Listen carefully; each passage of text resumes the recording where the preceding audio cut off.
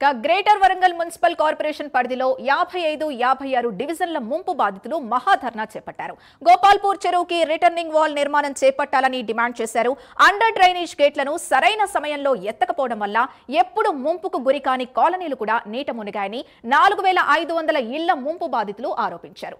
నిర్లక్ష్యంగా వ్యవహరించిన greater Warangal municipal engineering అధికారుల చర్యలు తీసుకోవాలని డిమాండ్ చేశారు. లేని పక్షంలో కలెక్టరేట్ ని ముట్టడిస్తామని హెచ్చరించారు.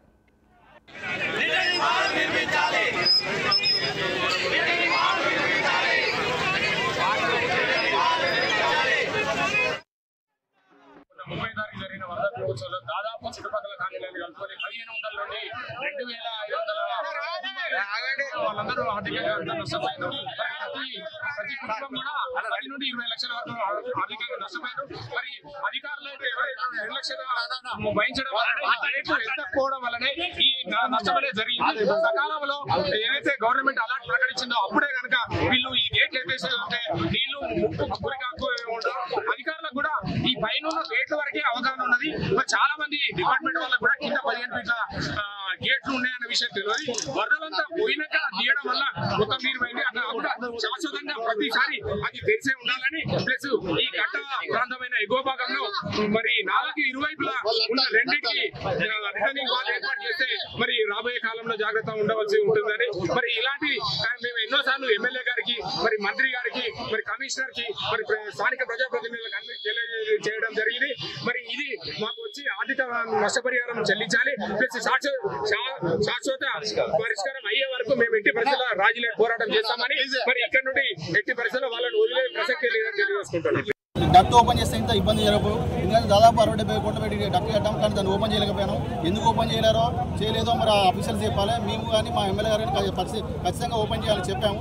ఇక్కడైనా దాన్ని ఓపెన్ చేసి కరెక్ట్ రెగ్యులైజ్ చేసి, అదేవిధంగా వడ్డపల్లి కూడా కంపల్సరీ గేట్లు పెట్టాలని. ఎందుకంటే వడ్డపల్లి గేట్ లేక కూడా ఎట్ ఏ టైం వాటర్ వస్తుంది. ఆ వాటర్ మన చెరువు గోపాలపూర్ 10 ఎకరాలు అది తట్టుకోలేకపోతుంది.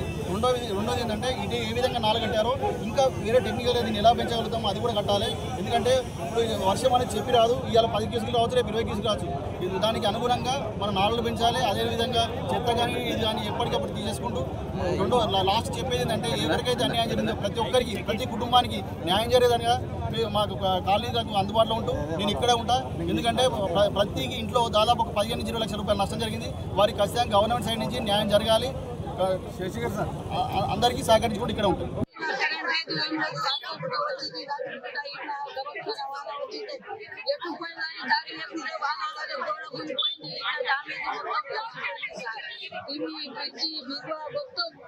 మొత్తం సామాన్యంగా ఒక తినడానికి కూడా